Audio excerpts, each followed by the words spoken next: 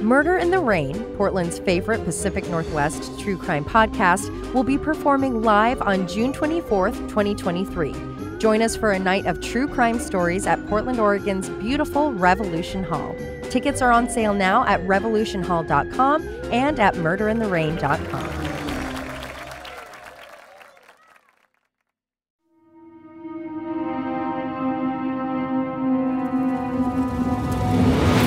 This is Murder in the Rain, where each week Emily Rowney, Alicia Holland, and Josh McCullough tell true crime stories of the Pacific Northwest. Murder in the Rain contains graphic content. Listener discretion is advised.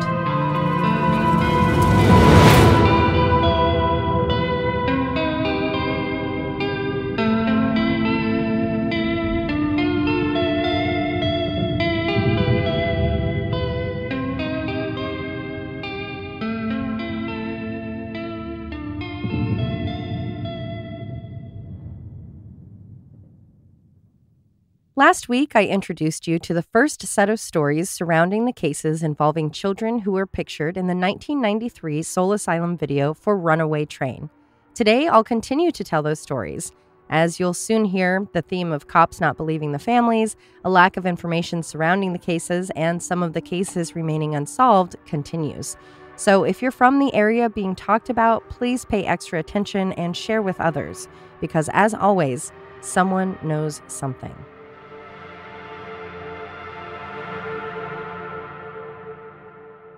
New Year's Eve, 1987, Pottsville, Pennsylvania.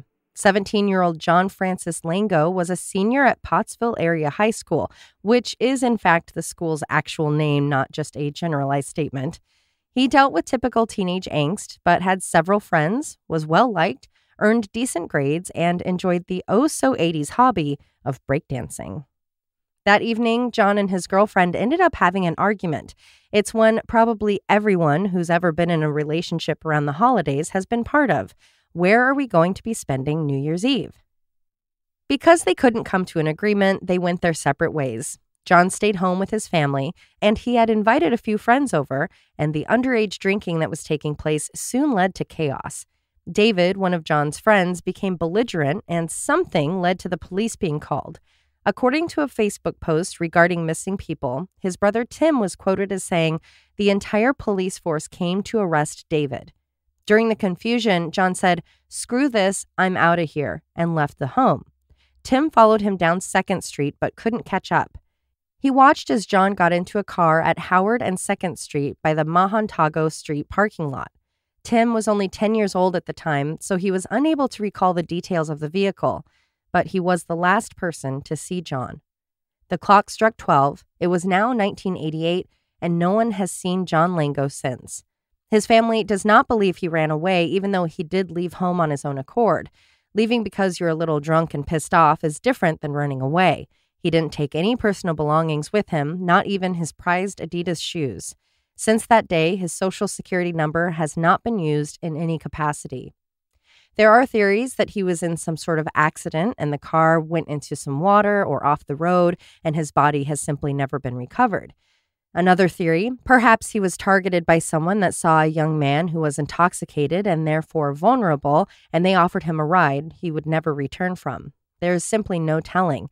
It's truly like he vanished into thin air. John was 17 years old when he went missing. He would now be 53. At the time, he was 6'1" and 185 pounds. He was white with red hair, blue eyes, and he had a burn scar on his upper right arm. If you have any information about what happened to John Francis Lango on New Year's Eve, 1987, you are asked to contact Detective Dove with the Pottsville Police Department at 570-622-1234. I think of all the kids featured in the Runaway Train video, I remember Wilda Mae Benoit's face the most. She had thick dark hair fluffed into bangs and a poofy side pony framing her lovely face, dangling earrings, dimples, and a bright smile. She looked so happy, like someone you'd want to be friends with because she was so cool. About 200 miles as the crow flies from New Orleans, Wilda lived in Creole, Louisiana. At some point in the days or perhaps hours before she went missing, she had injured her shoulder and it required surgery. After coming home, she remained on painkillers that had her slightly sedated. For unknown reasons, she was living with her aunt and uncle at the time. The 14-year-old lived a typical life. She liked going to the school's football games. She liked playing with makeup. On the night of the 23rd, she went to bed having returned home from the hospital following the surgery. Her uncle, seeing her to her bedroom, would be the last sighting of her. The next morning, it was assumed she had gone to work with her aunt, but she was nowhere to be found. By the afternoon, the police were called. At first, they of course labeled her as a runaway. They based this on her age, possible incapacitation from medication, and that a few pieces of her jewelry and clothing could not be accounted for. Her family was adamant that she had not left. Her mother's strongest argument was that her daughter was terrified of the dark, so there was no way she would have run off in the middle of the night. Everyone affiliated with Wilda's case was cleared. Some sightings were called in, but they were debunked. There's been no sign of her since that night. It wasn't until 2002 that her status was changed from endangered runaway to endangered missing. There are conflicting reports as to what she was wearing when she was last seen. One report says she was in black and white shorts and a green long-sleeve shirt with navy at the bottom. Others say she was still in her hospital gown when she went to bed. Wilda could have been kidnapped from her home, lured by someone she knew, or disoriented from the medication and the procedure, which led to her walking out of the home. From there, she could have become lost, been injured, or, like John in the last story, she was seen as a vulnerable target or found herself in many of the surrounding bodies of water in that area.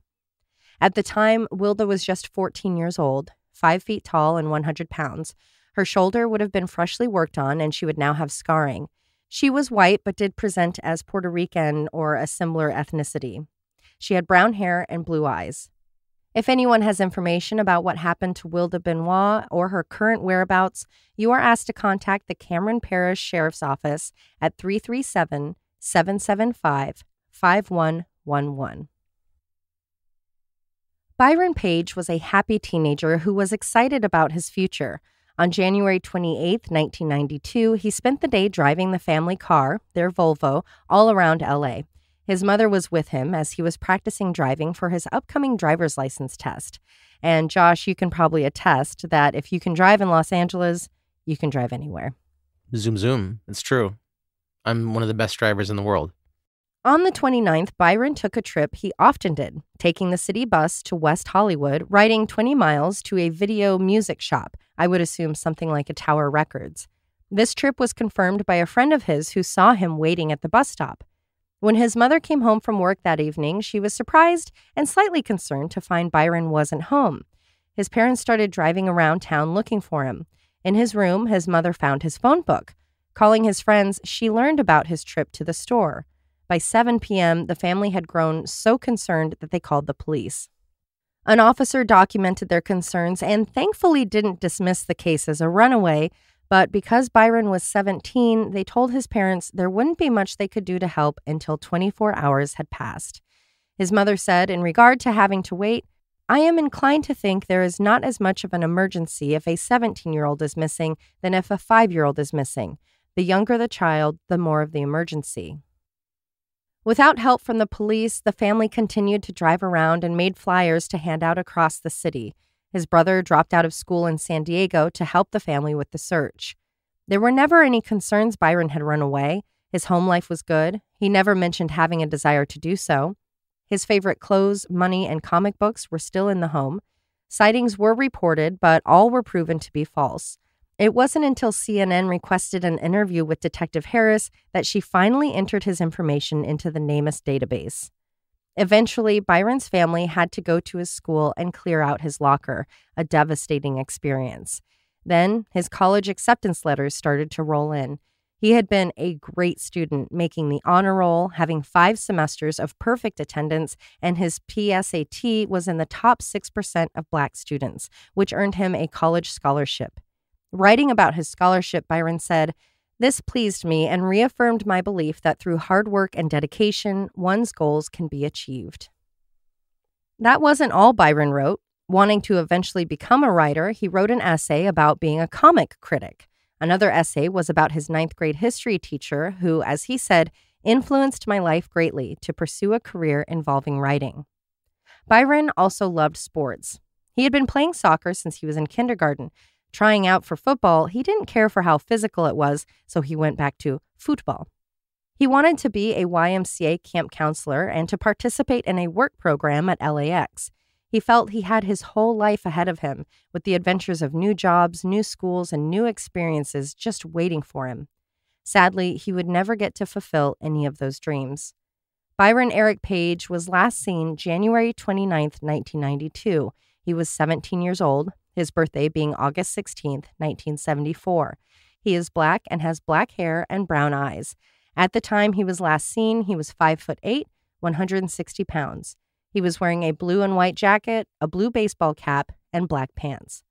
If anyone has information regarding Byron Eric's whereabouts, you are asked to contact the National Center for Missing and Exploited Children at 1-800-THE-LOST or the Los Angeles County Sheriff's Department at 323-890-5500. This next case is a complicated one. Andrea Bowman was last seen on Saturday, March 11, 1989. Her adopted father, Dennis, took his wife Brenda to work and came home expecting to see his daughter doing her homework. Instead, he called the police to report that he came home and found Andrea packing a bag, implying she would be running away. She then stole $100 and was gone. Knowing she had run away, the police listed the 14-year-old as an endangered runaway and didn't do much to try and find her. Born Alexis Miranda Badger on June 23, 1974, had a difficult life. She was born in New Orleans, and at 9 months old, her birth mother, Kathy Turkanian, placed her for adoption. She would spend the next 12 months in foster care before being adopted by Dennis and Brenda Bowman. Growing up, Brenda would say Andrea was a difficult and rebellious child who did not do her homework. To help with the schoolwork, they had Andrea working with a college tutor. When she was a teenager, her parents informed her of her adoption status, which they claimed she was very distraught over.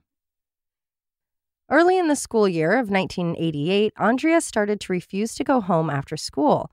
Concerned, staff involved the police. It was then that she shared that her father, Dennis, had been molesting her. Taking her home, a truancy officer and school counselor confronted the couple. They both denied the allegations.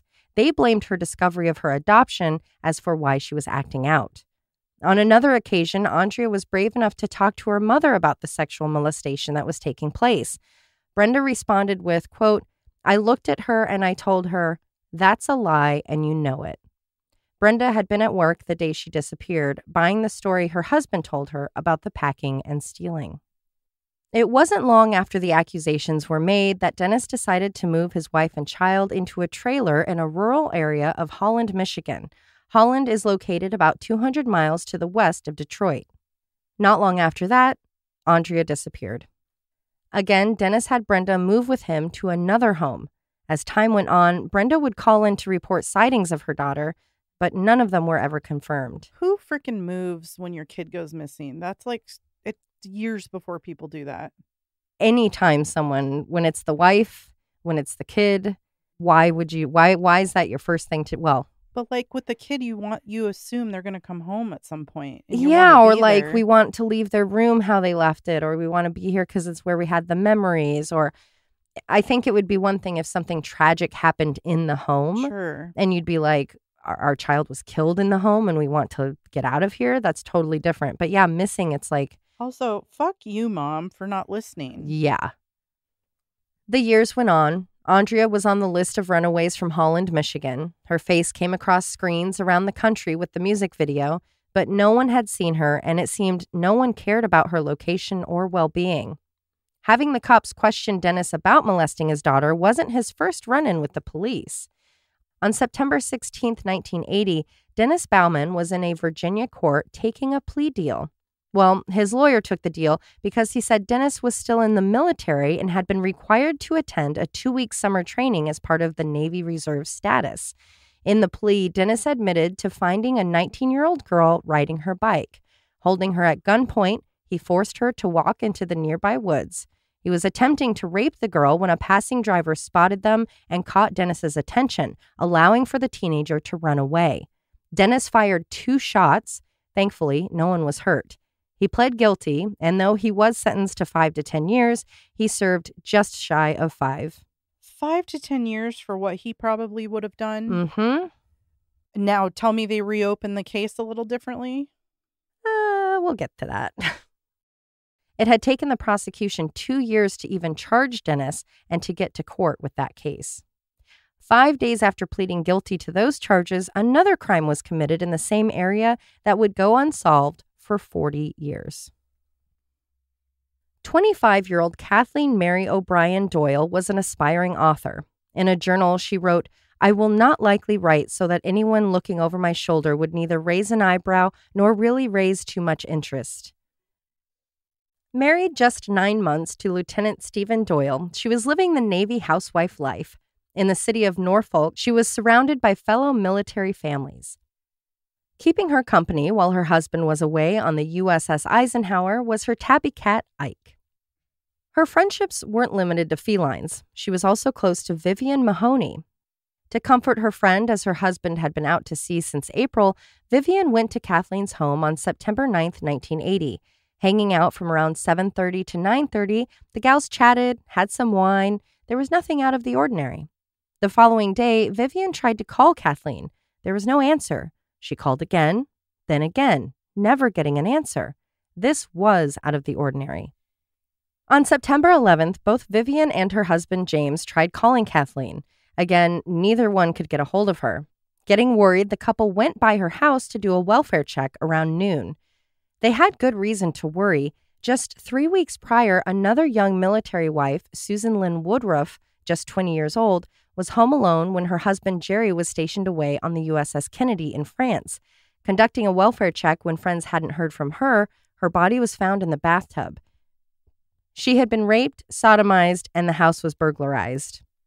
On September 10th, the day Vivian couldn't reach Kathleen, Rodney Robinson, 23 years old, was arrested for the capital murder and sexual charges for the killing of Susan. He was her neighbor and had taken advantage of Susan's husband being away. Could the same man be responsible for whatever was going on with Kathleen?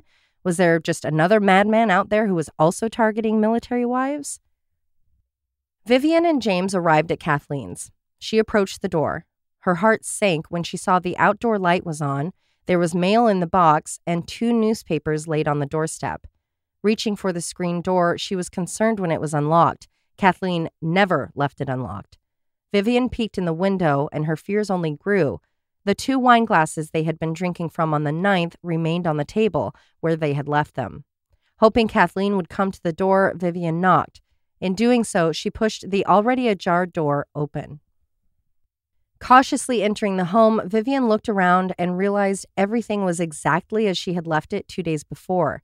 Making her way to the bedroom, she found Kathleen's body on the floor. She ran back to the front door, screaming for James, fearful her friend was dead. James ran inside to see if he could help. Getting into the bedroom, it was clear there had been a struggle.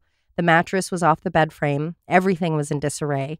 Finding Kathleen on the floor, he saw a variety of cords wrapped around her. There was dried blood around her body. Checking her wrist for a pulse, he confirmed Vivian's worst fears. Her friend Kathleen was dead. Not wanting to disturb what was clearly a crime scene, he left the bedroom. He told his wife to call for help. When she tried, she was unable to get the phone to work. James took the phone and dialed 911. It wasn't that the lines were cut, but the mouthpiece of the phone had been removed, making it impossible to communicate with anyone on the other line. James then ran to a neighbor and had them call. Police and fire arrived at 9432 Gamby Street almost immediately, and they declared Kathleen Doyle dead. She was naked, her hands were bound behind her back, she was gagged, and an electrical cord was wrapped around her neck. She had been stabbed once in the back. White fluid between her legs led the ME to believe there had been a sexual element to her murder. Further examination revealed a single stab wound to the left side of her chest. Kathleen was taken in for autopsy. Being in full rigor mortis and cold to the touch, the ME decided she had been dead for many hours, if not days. The conclusion was, death resulted from homicidal causes. The decedent showed signs of sexual abuse with punching and blunt force injuries to the face, mouth, kicking to the stomach, being tied up, gagged and strangled with an electrical cord, and stabbed in the back with a separate stab in the front, which failed to penetrate due to the blade impaling on the rib, which was fractured. Swabs showed evidence of semen. Her official cause of death was listed as mechanical asphyxia by strangulation and stab wounds with internal hemorrhage. Basically, both things could have been fatal, so there was no telling which injury was the final cause of death. The house was then processed as a crime scene. While they took some items, like a bedsheet, as evidence, they didn't find much else. A rolling pin was found in the bedroom next to Kathleen. A few latent fingerprints were discovered in the bedroom and the living room. Of those, only one couldn't be connected to the Doyles or Mahonies. That one unmatched print was recovered from an envelope in the bedroom. There was no sign of forced entry. All of the lower-level windows were closed, but 9 windows were documented as being unlocked. At one of the back windows, a piece of wood was found leaning on the house under a spare bedroom window. This led investigators to believe the perpetrator used the log and the utility meter as steps to get into the back window. Creepy. Very. What wasn't found was the knife or any other weapon involved in stabbing Kathleen or the mouthpiece from the phone. Trying to narrow down the time of death, detectives started with the newspapers. They were dated the 10th and 11th. Questioning the paperboy, he said he had tried to get his money from Kathleen on one of those days. He knocked but got no answer. Checking the phone records, Kathleen had made a long-distance call to a friend at 9:32 p.m. When her mother called the house at 11 p.m., there was no answer. Without an obvious lead, investigators started looking into the people surrounding Kathleen. They interviewed all of her family, friends, neighbors, coworkers, other members of the Navy. Those conversations led to nothing. No one had a motive. No one had anything against her. Even the incident with Susan's murder had been a one-off. For 4 years, detectives questioned every perpetrator of similar crimes in the surrounding areas. Nothing came of it. Through the investigation, they had collected sperm, but this was 1980. DNA was not what it is today. November 1984 saw charges brought to 2 men for Kathleen's murder. Hoping to get a confession, detectives from Virginia went to Texas, where Henry Lee Lucas and Otis Toole were famously and rampantly confessing to dozens and dozens of murders. Taking credit for killing Kathleen, they were charged with her murder. As you may know, it didn't take long for people to hear about all of those confessions and realize those 2 men couldn't have committed some of the crimes because there was proof of them being in totally different locations. Compiling a timeline for Henry and Otis, it was realized that they could not have killed Kathleen. As part of the confession, Henry said Otis's niece and nephew had been with them in Virginia.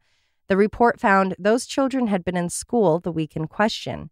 It was also proven that Henry had been selling 97 pounds of scrap metal in Jacksonville, Florida on September 10th. Detectives were now back to square one. No suspects, no leads. It was up to Kathleen's family to keep her case going. Her father, USN Captain John O'Brien, was a huge advocate for her. In 1995, given that the only suspects had been cleared, a full investigation into her murder was relaunched. Detectives were once again tasked with talking to that long list of all known acquaintances and relatives. This time, it wasn't for an interview, it was to acquire DNA samples. With DNA coming a long way in those 15 years, investigators were able to officially clear Henry and Otis as their DNA did not match that of the sperm recovered. Even though the process of using DNA had grown immensely, it was still in its infancy, and there wasn't a plethora of databases with other samples to test. It was more of a get a sample and test against it situation. The case went quiet. In 2001, all evidence was again reviewed. That was when it was realized that the bedsheet that had been taken from the crime scene was stored properly but had never been tested for traces of DNA. In doing so, additional sperm and a DNA profile was found on the sheet. Through the early 2000s, NCIS became involved and continued to search for a DNA match while revisiting any potential leads. In the 2010s, there was finally a DNA database, and the samples were put into it. But again, no matches. During all these years, Dennis had been on the radar of Michigan police for Andrea's disappearance.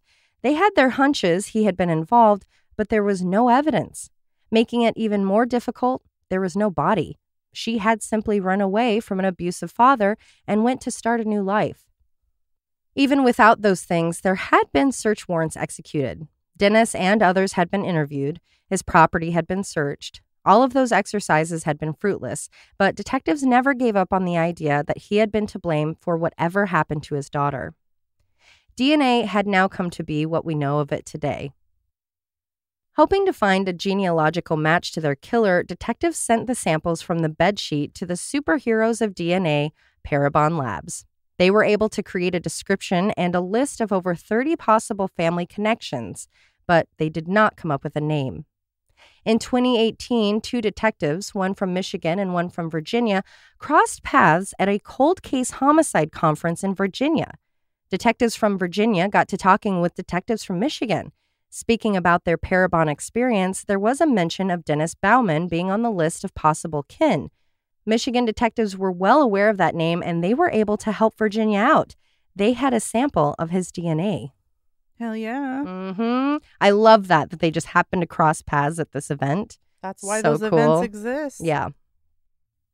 On November 20th, 2019, an arrest warrant was issued for the now 70-year-old Dennis Bauman, as his DNA was a match for what was recovered from Kathleen's murder scene. 2 days later, in Allegheny County, Michigan, Dennis Bauman was arrested for her murder. In February, he was extradited to Virginia.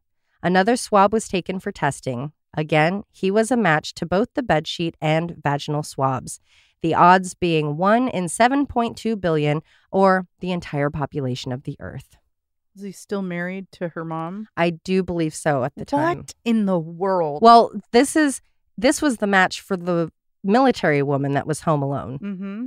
And still, like, yeah. You know your guy's a perv. Yeah. Fucking divorce him. Well, it does make me think, given that he was willing to grab a 19-year-old at gunpoint and that he murdered this woman, that there was probably more abuse going on in the home, whether or not it was sexual or physical or just that he was intimidating. I'm sure there was some sort of dynamic there. I would have killed him. Yeah. But that's just me. Not wanting to go through the rigmarole of a trial, Dennis asked for a detective. He then confessed to being drunk and sneaking into the back window using the wood block. His plan was to just steal what he could, but upon finding Kathleen, he decided to assault and then stab her. You may recall he couldn't be in court for the kidnapping and attempted rape of the 19-year-old girl just 5 days prior to Kathleen's murder, as he was assigned to a 2-week naval drill. Records showed he was indeed assigned to the USS Piedmont in Norfolk, Virginia. Given his violent history, there was now a pressure campaign from Dennis's wife and the courts for him to tell what really happened to Andrea. So they were still together, but now she's like, okay, what happened? She probably knew from that day. He must have been hurting her. Yeah. Because the minute he's arrested, now she's right. all for it. Right. Looking at his records, police discovered Dennis had been arrested in 1999 for breaking and entering into a coworker's home with the goal of stealing her lingerie. When they tracked him down, they searched his home. In it, they found a duffel bag containing lingerie, a black sweatshirt, a black ski mask, and a short-barreled shotgun. He was sentenced for that act to 1 year. The pressure campaign worked and Dennis cracked. Sticking with part of the story he had told all those years ago, he claimed that he did come home and Andrea was in a part of the house that she was not supposed to be in, whatever that means, and she was packing a bag. He told her that she couldn't leave, and she fought back, saying she would again report that he was molesting her. There's no way to know what really happened, but as he said, "No, you won't," he either accidentally pushed or intentionally pushed or perhaps punched her down the stairs. His reporting of the incident varied. After landing at the bottom of the stairs, she was crumpled up and moaning, and then she ended up almost pinned against a door jamb, so he pulled her legs so she could lay straight. And when he did that, he saw that she had what looked like doll's eyes, and she was dead. A likely story. He's a very believable guy. Yeah. Although I do think that there was maybe a nugget to that he was so enraged from her saying, "I'm going to tell people," that maybe he threw her down the stairs or did hit her and something. Instead of calling for help, like having the medics come to help her and then lying, saying that she just fell, it seems that he had a secret to protect. So he instead put her on a tarp and took her out to the barn on their property. He then came up with a plan. He would put her body in a barrel and bury the barrel in their yard. As he started to implement that plan, he realized she wouldn't fit in the barrel. So he took an axe and cut off her legs so that she would. I cannot imagine him just even in a rage pushing her down the stairs. He's just much too violent. Yeah. Much too violent. Yeah. Or he was attacking her at the top of the stairs or strangling her, and then she tried to get away and fell or something. But he is upsettingly violent on every level. When the couple moved shortly after, he went and dug up the barrel, reburying it in the backyard of their new home in Hamilton. So he brought her? Well, he didn't want to leave. I think paranoia. Like, he didn't want to risk. That's so disturbing. If someone moves into your new house and wants to, make a garden or something, you can't risk the barrel being found. So he then covered that spot with a concrete slab, which seems to be the go-to for these guys, and went about his life for another 40 years, killing at least one more woman and robbing another. Who knows how many more victims of Dennis Bauman's there are. Armed with this information, authorities went to that property. They located the concrete slab, dug it up, and uncovered skeletal remains. It took a while to get the ID confirmed, but they were the remains of 14-year-old Andrea Bauman. For the murder of Kathleen Doyle, Dennis admitted to first-degree murder, burglary with intent, and rape. He was sentenced to 2 life sentences. Even though he confessed to killing Andrea, he pleaded no contest to the second-degree murder charge. The no contest plea is the same as a conviction. The charges could have earned him a life sentence, but the guidelines would have allowed for him to get paroled in as early as 15 years. Instead, the 70-year-old was given a 35 to 50-year sentence, but it's one he'll never serve. That sentence was for Andrea's death in Michigan, but he's currently serving the 2 life sentences in Virginia for Kathleen's murder. So unless there is some sort of overturning of that charge, he will die in the Sussex 2 State Prison in Virginia. Should he be released for some reason, he will not be free. He will then be extradited to Michigan to spend the remainder of his life up there. So either way, he will rightfully rot and die in prison. So did they ever do an autopsy on her remains to confirm his story? I didn't see anything about an autopsy, and I don't know if because it was just skeletal or... But you'd see trauma on the bones if she really did fall down the stairs. Oh, yeah, that's true if her neck was broken. Yeah, and I wonder, too, in the dismemberment, was it only her legs? Was it hard for them to differentiate between that and, like, a fatal injury? But, yeah, unfortunately, I never saw an autopsy report. Kathy Turkanian, her birth mother, had felt for years that Dennis had been involved with the death of her daughter. Speaking about the ordeal, she said, "Well, honestly, it just validates this horrible feeling I've had all along. It doesn't really do a whole lot for me. I really, truly wish I had been wrong about this. That would mean that she would be alive. So in a lot of really horrible ways, it validates for me.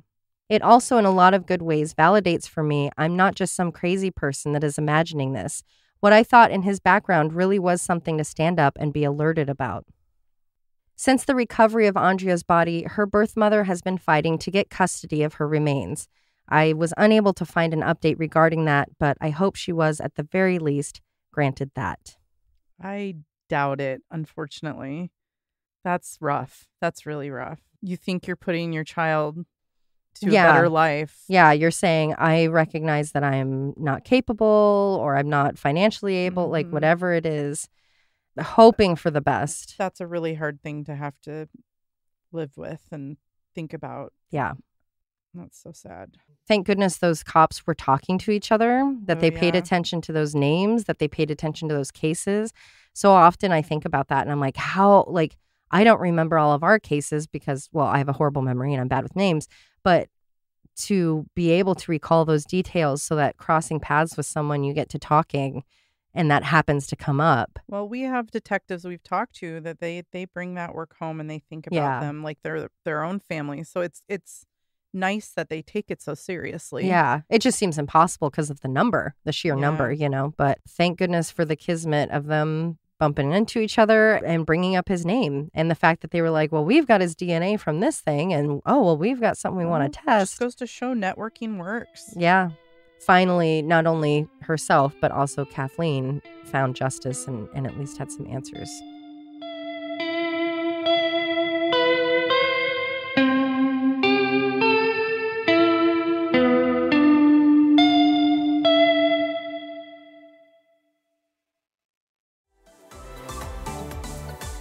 If you're planning an upcoming summer trip abroad, my go-to travel hack is Babbel. Whether you're a seasoned traveler or embarking on your first adventure, communication is key to fully experiencing a new culture. And that's where Babbel comes in. Babbel is the language learning app that has sold more than 10 million subscriptions. Thanks to Babbel's addictively fun and easy bite-sized language lessons, there is still time to learn a new language before you even reach your destination. With summer approaching, it seems like life is getting busier and time for you is harder to come by. The kids have end-of-year events and parties, everyone is planning vacations. That's why Babbel's 10-minute lessons are perfect. I can get at least one lesson done just while waiting to pick up my nephew from school. Learning can be like working out. Variety keeps it interesting and fun. This is why Babbel offers, in addition to regular lessons, podcasts, videos, games, stories, and even live classes. With all of that, you can be using your new language skills in as little as 3 weeks. And Babbel is backed by a 20-day money-back guarantee. Right now, get up to 55% off of your subscription when you go to babbel.com/rain. That's Babbel, BABBEL.com/rain, RAIN, for up to 55% off of your subscription. Babbel, language for life.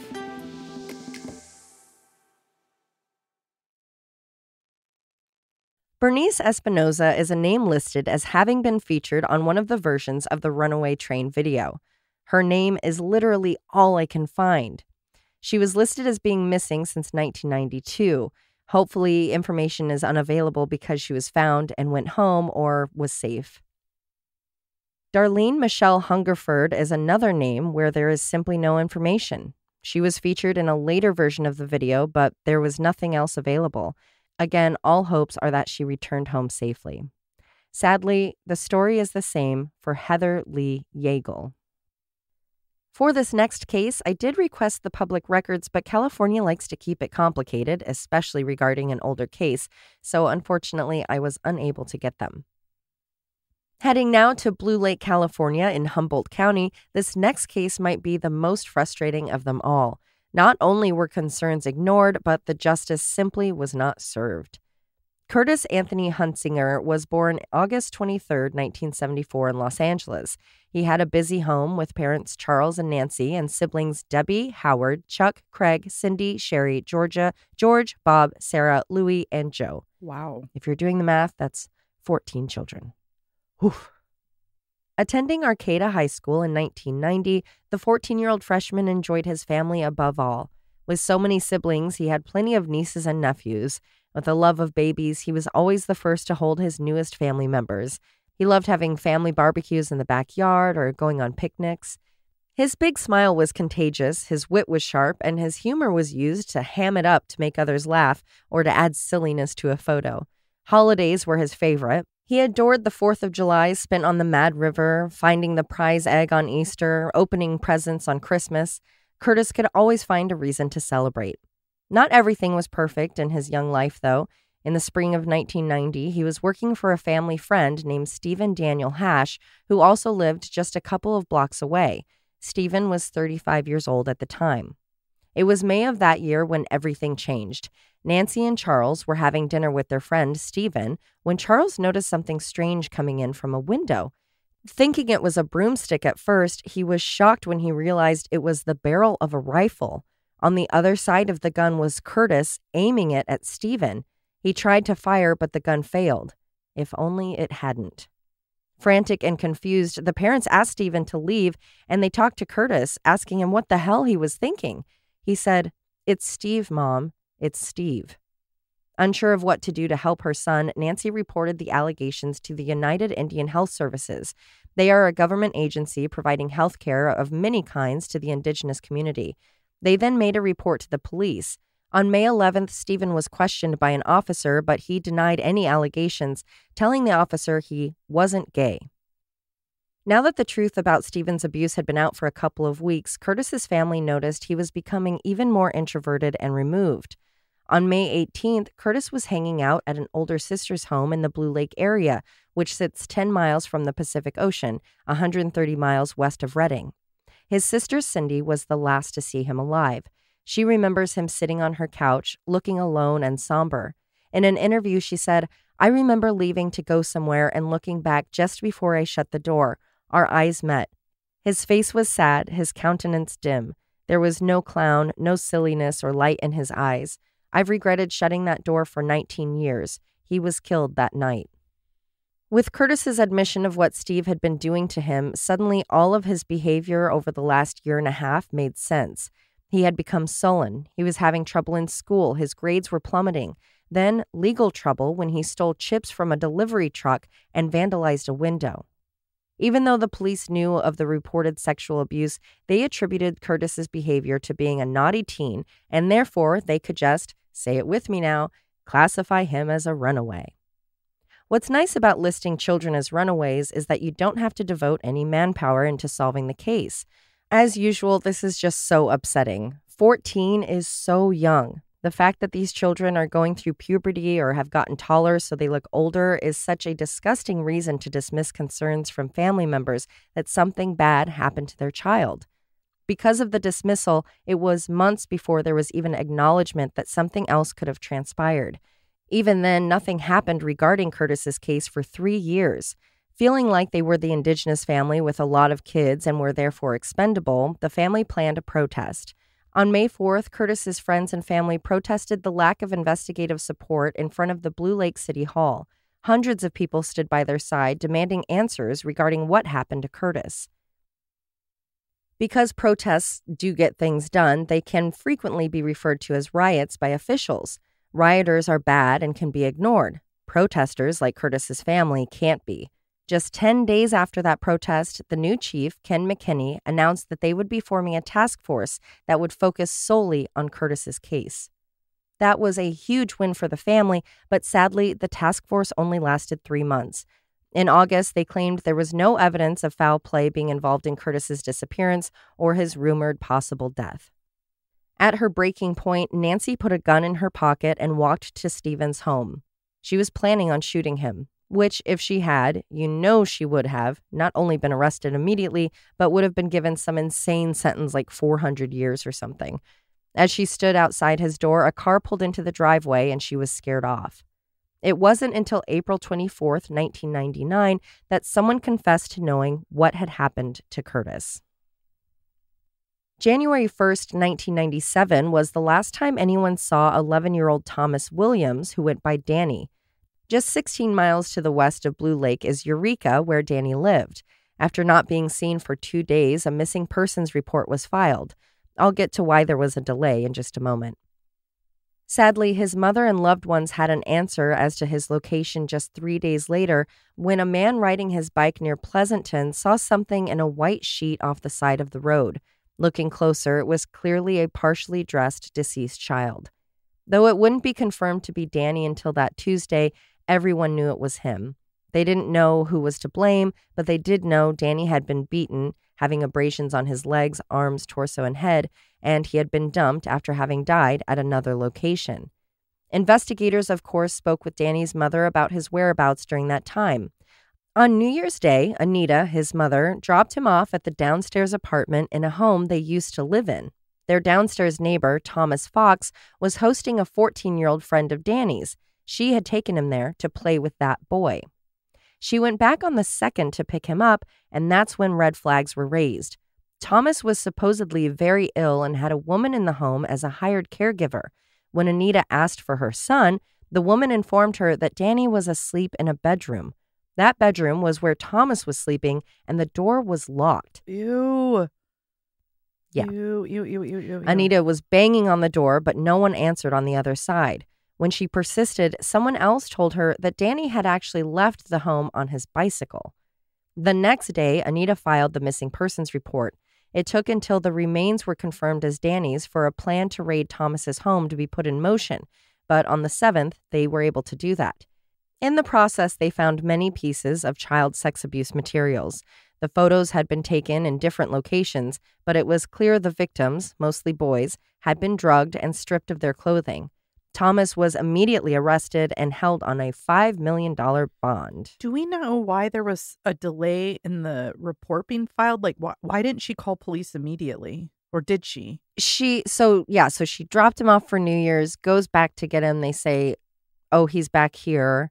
and then can't find him. And then someone, I was unable to get specific if it was that caregiver or someone else in the neighborhood that was like, oh, he left on his bike.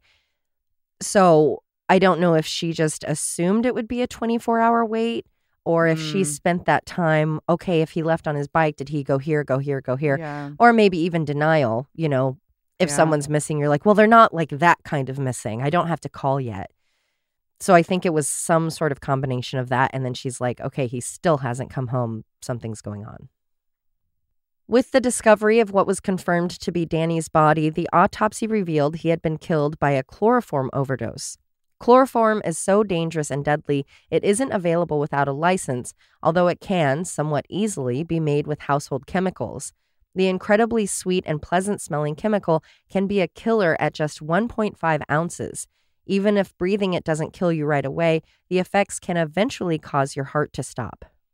On the 10th, 35-year-old Thomas Michael Fox was charged with Danny's murder, 106 counts of felony child abuse, administering drugs to commit a felony, and using minors to produce child sex abuse materials. While his crimes warranted a death penalty sentence, the district attorney wasn't going to pursue it because Thomas was not only terminal with cancer, but he was HIV positive. He wasn't going to live long enough to see a death penalty come to fruition. A sentence of more than a couple of years was most likely going to be a death sentence.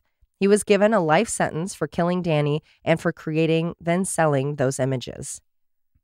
In April 1999, in what authorities felt was an attempt to right some wrongs before he was dead, Thomas had a confession to make. He claimed that 3 other men were part of his Polaroid selling ring, and one of those men was Stephen Hash, Curtis's neighbor and accused abuser. He also confessed that in Stephen's house, Thomas shot and killed Curtis. He went on to say that those men helped him hide the body and he could direct detectives to that location. Wow. This admission led to a search with the help of a canine team of Stephen's home. No evidence was uncovered that made authorities believe that a murder had taken place in the home or that Stephen was involved. That didn't mean people didn't think he wasn't part of that group of men attacking young boys, but there just wasn't sufficient proof of any of it. In an effort to clear her son as being a victim, Nancy was forced to look through all of the photos Thomas had been in possession of. God. Curtis had not been photographed, so Thomas's confession was dismissed. A month later, fed up with the lack of resolution, Nancy approached Stephen on April 24th. Falling to her knees and crying, she begged of him that he tell her where the body was. She even promised not to go to authorities, saying, "I'll dig him up. I won't tell anyone." She just wanted to know where he was and to hold him again. Looking a mother in the eyes and hearing her forgive him, Stephen, too, fell to his knees and cried. Stephen said, "Okay, give me a few days to take care of some things." After those few days, he took her to what he claimed was her son's burial site. She didn't see any immediate signs of her son's remains. Stephen then asked for an additional 24 hours before she reported things. He wanted to be able to get things in order and then take his life. Nancy would not let him do that. She drove the man that had basically confessed to killing her child to church and had him baptized. What the fuck? Don't waste your time on these people. But I think if you're desperate to find a body and you hope that maybe grace and love and compassion keeps him around, because, what if he says it's over there? 9 times out of 10, it doesn't happen, though, That's true. But if you're desperate and, he's saying it's over here, but you're not seeing anything, and he says he's going to kill himself, I don't know. I think I'd be panicked to be like, okay, how do I make you calm? How do I make it so you don't do that in case he's not there, in case it's somewhere else? Yeah. Waiting the 24 hours, she reported everything to police and they went back to his house, taking flooring and carpeting samples for testing. Another team scoured the area he claimed to have buried Curtis. Bones were found at the scene, but they were all determined to be animal remains. When the police asked him about what had transpired with Nancy, he was uncooperative. Searches went on for weeks. Nothing of substance was recovered. The FBI was involved even for a short period. They, too, were unable to connect Stephen to Curtis. Once Chief Gunderson took over the case, he and his wife made multiple broken promises to the Hutzinger family. They were going to solve the case in 60 days. They were going to do whatever it took to do so. They were tracking Stephen, who had since moved 175 miles to Ukiah. Not trusting the only officials she was permitted to talk to about her son's case, Nancy called the Ukiah police asking about Stephen Hash. They had no record of him living there. The Blue Lake area is a tiny community. In the early 2000s, it had a population of just 1,150 people. The police force was a measly 4 officers. You'd think with such a small town and 4 of the residents being accused of sex trafficking, the 4-person team could really focus on solving Curtis's case. Instead, they had to deal with a case from within their own ranks. You'd be right to think that a town of such a small size wouldn't have much crime to contend with. Most people in Blue Lake felt it was safe. Police Chief Gunderson felt otherwise. Gunderson had recently lost his job in Adelanto after being accused of theft. In 1999, he became the chief in Blue Lake, and things quickly changed. He was passive-aggressive, cold, and overall unlikable. He would go to the city council and report huge increases in property crimes, burglaries, and car thefts. No one fought back, but it was clear this was all just an effort to get a bigger budget. He also changed how his small squad interacted with community members. Soon, his officers were racially profiling foreign students. Residents brought lawsuits claiming improper accusations. A local man was charged after putting out a donation jar at his extravagant birthday party. What was that donation thing you said? That he had a local guy had a big birthday party, and at the party he put out a donation jar. And he got charged. Silly. Yeah, so no one was liking this guy, the chief. Well, I don't either. Right? Why did he get the job in the first place? Were they desperate? I would think probably, a small town, or if they're just doing what they do in schools, the turkey trot, where they just shuffle. Well, we don't really want to fire you. It's a big pain in the ass. We'll just put you somewhere where it won't matter, this little town. Everyone in town who read this guy as a douche was right on the money. In February 2008, he was charged with 33 counts, including 8 felonies surrounding his ownership of 111 guns of varying sizes and calibers, some of which were not registered. In addition, there were charges for drugging and raping his wife, who was also a cop, witness tampering, possession of a machine gun with a silencer, violation of a court order, possession of a controlled substance, and unauthorized disclosure of information. Wow. That's their police chief. That's straight out of, what's that movie with Matt Damon? I fucking love that movie. Oh, Departed. The Departed. Mm-hmm. It was found that some of his weapons had actually been used to barter with other police forces, as in, I'll give you a few new automatic rifles if you give me a radar gun kind of thing. Before going to trial, the rape charge and 2 of the misdemeanors were dismissed. He eventually went to trial and was found guilty of being in possession of a submachine gun and silencer and for violating a court order. He was also found guilty of battery, which involved him taking photos of his fellow officer wife as she was sleeping. Even though there was no denying he was guilty of doing that, it was discovered the statute of limitations had expired, so those charges were also dropped. I don't want to do this. Is it illegal to do that? Like, can you take a picture of your sleeping spouse? Or was he violating her too? I feel like there may have been more to the story that, again, because I couldn't get the case documents. Oh, I see.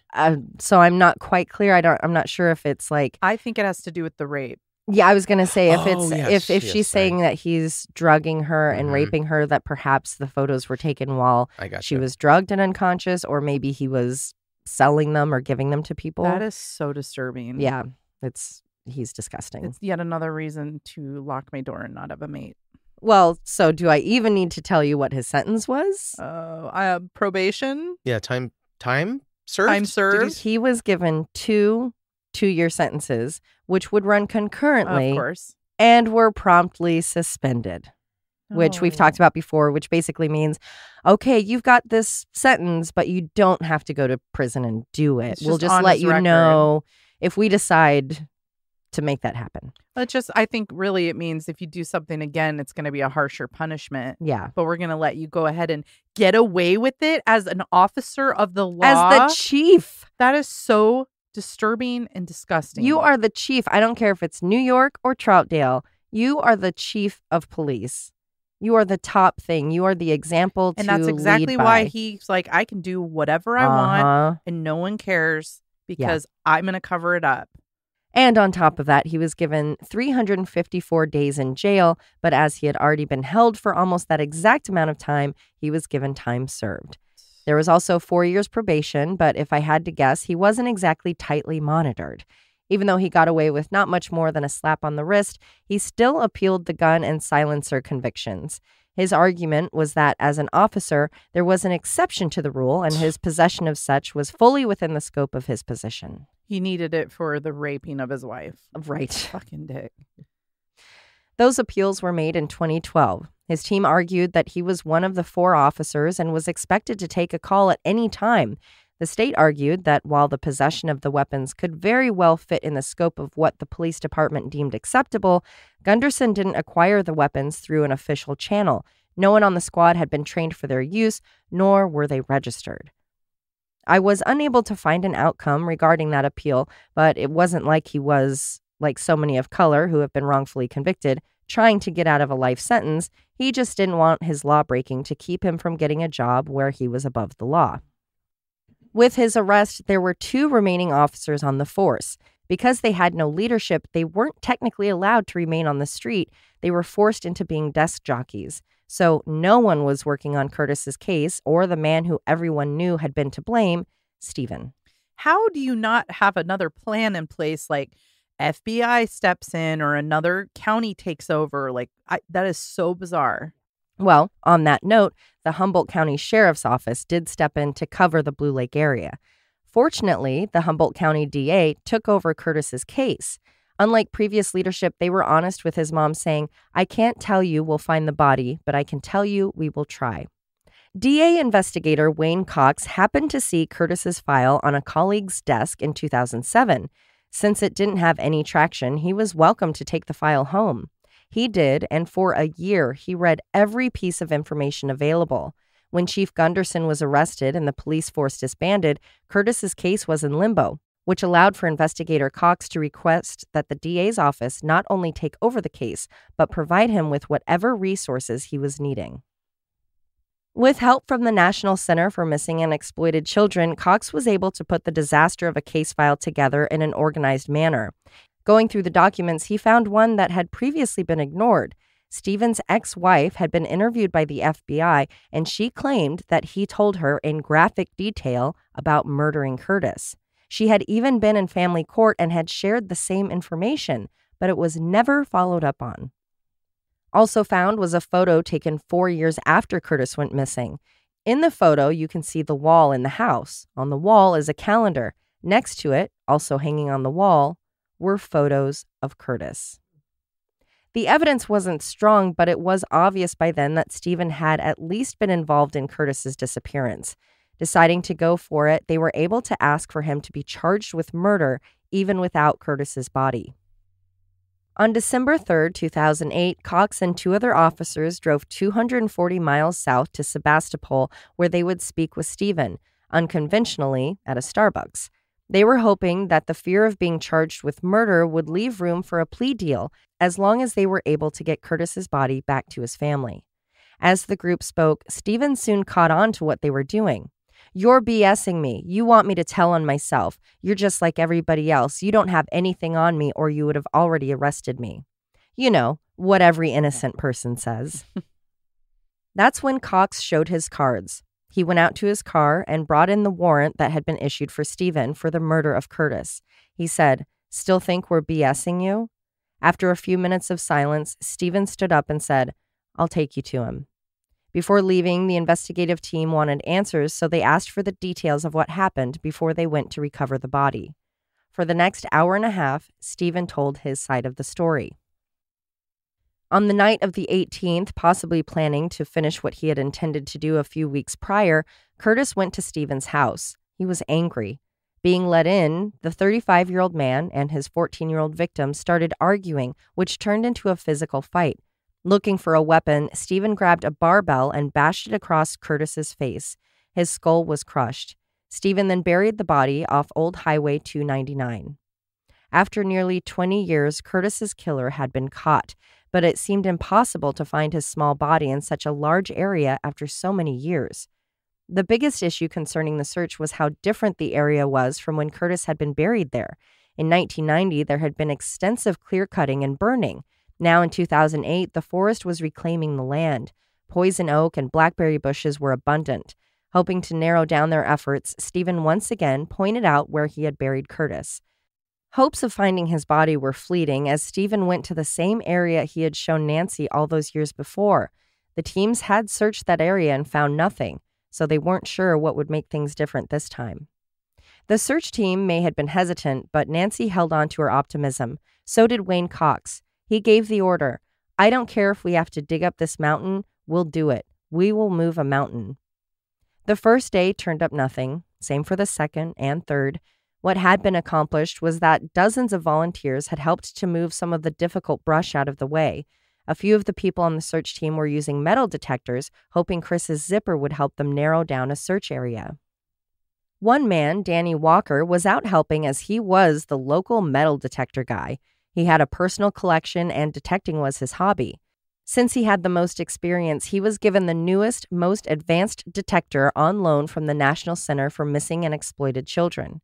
Swinging the detector back and forth, he couldn't believe it when he heard a faint beep. Dropping to his knees, Danny began sweeping dirt away, and he quickly revealed Curtis's femur. As much as it seemed that this would have been a cause for celebration, that Curtis was finally going home, everyone was struck with the reality of the situation. They were gathered around what had been 14-year-old Curtis's burial site for the last 18 years. Before doing more digging, the search team removed themselves and gave the family time to grieve. Being indigenous, they offered the earth tobacco as a token of their appreciation for her caring and for watching over his body for so long. Because of the landscape, excavating the body was not going to be an easy task.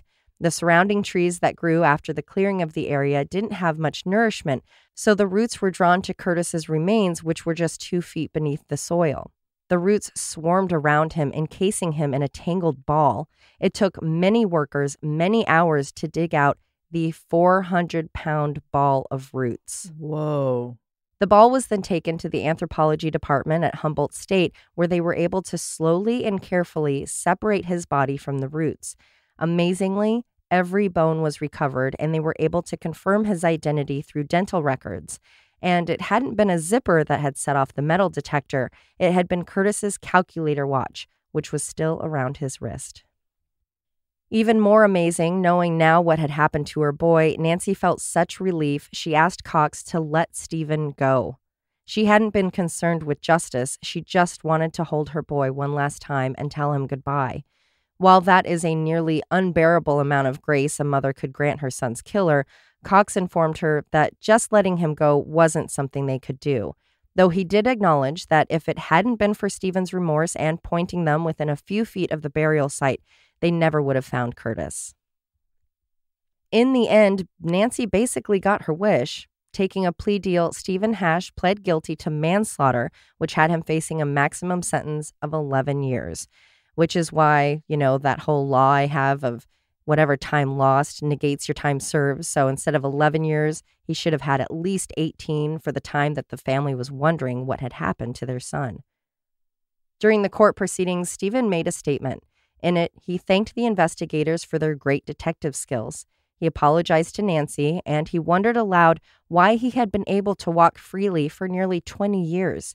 Stephen looked to Nancy and said, "I love you." As he was taken away, she murmured, "Go to hell." Although Nancy said she didn't care about the consequences Stephen would face, other members of Curtis's family felt differently. Many of them thought that the 11-year sentence and $9,000 restitution fine was far from adequate. Stephen Hash was able to be charged with manslaughter because he claimed he got into an argument with someone else, which led to him hitting them and hiding the body. But it's not like this was with another grown man. This was a 14-year-old child who was a victim of Stephen's sexual abuse. There's no telling what he said that night Curtis approached Stephen. Curtis may have threatened his life. He may have threatened to go to the police. Whatever it was, the 35-year-old predator crushed that boy's head, hid him haphazardly in the woods, and left his family and friends to suffer daily pain for 18 years, which is why it's even more upsetting to learn it is possible that he was paroled at just 5.5 years. Even if he served the full sentence, he would have been released in 2019. Stephen is 65 years old now, and it appears he is still living in the Blue Lake area. Since that last bit of info has us all upset, here's some poetic justice. It appears Thomas Michael Fox, the man who killed Danny, was a pedophile and pointed the finger at Stephen, the man who also wasn't going to face the death penalty because of his health being so bad, so he was just going to die within a few years. Yeah, that piece of shit, he started his time in San Quentin, and he now resides at the Valley State Prison. That's right, he is still alive and suffering in prison. So at least someone in the situation got what they deserved. Yuck. Yuck.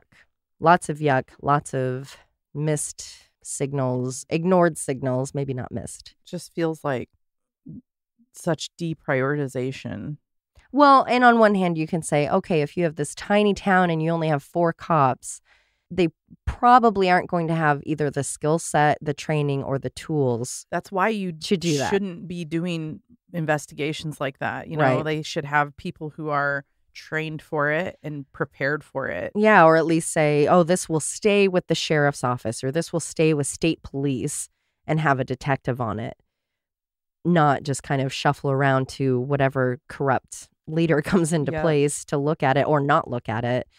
And it also makes you wonder, in such a small town, and this is so pre-internet, how many people were privy to what those guys were doing? Mm-hmm. Were there, of those 4 cops, there's a possibility that at least one of them either knew of or was involved in or purchased from those guys. Yeah. So maybe not going to put the same effort into catching them if they're your supplier of sorts. That was a doozy. Yeah. But I think these have been incredibly interesting. I've always wondered about these kids from the video and wanted to know like what the outcome was. And there's just such a variety that it's, I don't know. So depressing, though. It's so depressing, but to take like a sample of just 20 kids from the database, from the national database, and just these 21 stories. When you think about shows like Unsolved Mysteries, like how we get caught up in them and we love the update episodes and going back and revisiting to see what's been solved. It's nice because this was such a big video in our adolescence. Yeah, and just to have some of those answers or not, to be like, wow, that person whose face I can still recall, they still don't know what happened. Mm-hmm. And it still has, 30 years later, it still has that scary factor to it of just not knowing.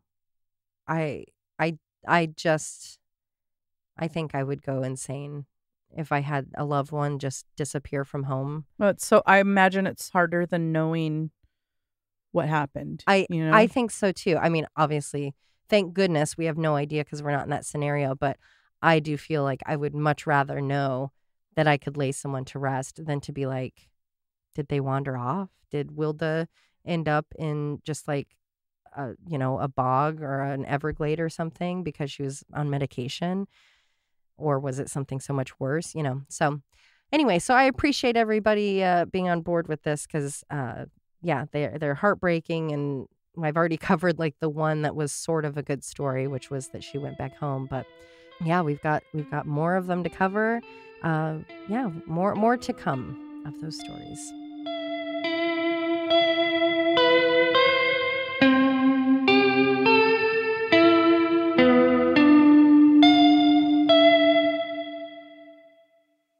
Well, there is an L in there. Do you have to? It is, but I don't know if you pronounce it. I feel like I can hear it in my head, and I don't know how to say it out my mouth. Don't let me down, LubeTube. LubeTube is like a full-on conspiracy 9/11 theorist? person. Oh, that's so gross. She just like I don't want to talk about it. I don't want to talk about it. Isn't it funny when you have that realization moment with a person and you're like, oh, what have I done? What have I unlocked? I am scared. We were together for a bit before that came out, and I was like, yeah, what do you do? Well, you just keep on going and then get married and then get divorced. I would have broken up. Say burglarize. Thank you. I can't. I don't want to. Did you have Burgle in your head because we watched that movie Carrie 2 starring Emily Burgle? That's probably what it was. Josh. It was last night. I don't know. She's going to become a conspiracy theorist just to spite you. Yeah. Well, good. I'll stay with her regardless until it totally falls apart. He has no boundaries. I'm just giving up. Oh, I'm sorry that you don't like my attitude. I love your attitude. I'm sorry that you can't deal with it. You know, like she gets stronger when people don't like her attitude. That's true. She's very Fuels me. strong. Sorry, my mic was off. She's very strong. She grows more power Mhm. with each time somebody says, I don't like your attitude. Yeah, it's like, oh, you don't like that one? How about this one? And I up it. Anyway, never Oh, mind. boy. Forget it. Just Speaking stop. of, just to confirm, we were correct about this? Yes, you were right. Okay. Just to make sure. Just to confirm we were right? Okay, cool. As always. Our record isn't tarnished. It remains practically perfect. Just like me. The spelling of that word? What is it? Arcata? Arcata. Yeah. Arcata. Or He thought he was going to catch you one more time. No. I just want to make sure. I was hoping so. You were ready. I looked it up, bitch. Well, there's Well, another another point. tag. Well, there we go. And just to confirm, I Was right? Okay, good. Arcata. They would realize it was a mistake. Oh, yeah. That was I would so tell them right fucked away. up. I'd be like, oh, there. Oh, uh-huh. Get me a That- manager. So uncomfortable. These beans are cold. Say it with me now. Oh, I don't know what I'm saying. Gunderson had recently lost his your job. puberty kicked in. That's right. Good. Finally. Atalanta. Atalanta. Get me my Atalanta. Ooh, My I need my heartburn's acting Atalanta. up. Ugh. So where's I would say that the So now what? numbers thing was bad, but the other so now part, what? you said the month well. Try it again, the girl. numbers very bad. You did it once, you can do it again. Nope. American and baloney. With help from the That's why you did it. I knew. You knew it was. You I'm really big into manifested it. manifestation. What about a man fest, Josh? It's funny because when you're writing it, you're like, oh, I've written Runaway Train like 100 times. 100 time. How dare you! I thought I could get away with it! I thought we could move on! Murder in the Rain is a Cascade Media production, written and hosted by Emily Rowney, Alicia Holland, and Josh McCullough, edited by Josh McCullough. You can always contact us at murderintherain@gmail.com or through our website, murderintherain.com. If you just can't get enough of Murder in the Rain, for as little as $5 a month, you'll have exclusive access to bonus episodes at patreon.com. You can find us on all of the socials, and for more true crime, follow @M_Murder in the Rain on TikTok, and you can also listen to Alicia and Josh on their other show, Always Be My Sisters. And suck my balls.